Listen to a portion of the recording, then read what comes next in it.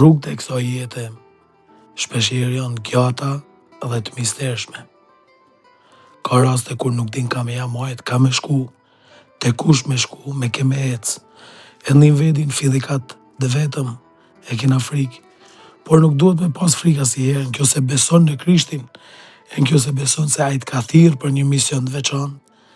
E misioni me cilin ai ty don me të orientu, është një mision për me shpall jetën aty ku ka vdekje, për me liru ata që janë të ndrydhun, për me largu të keqen e benefitu mite, dhe tjetra për me drejtu gjithçka me një forcë që është shumë ma madhe se gjithçka tjetër. Ajo është tysa, ajo është përparësia, ajo është guximi. E kam fjalën për dashnin. Vetëm njëri që din me dasht, din me ec, pa u nal kurr dhe pa u trishtu kurr. Nuk e nal misionin e vet, por e çon përparan, se ja ka besu ai që është Zoti, ai që është forca, ai vetmi që është plotësia, ai vetmi që është shëlbimi.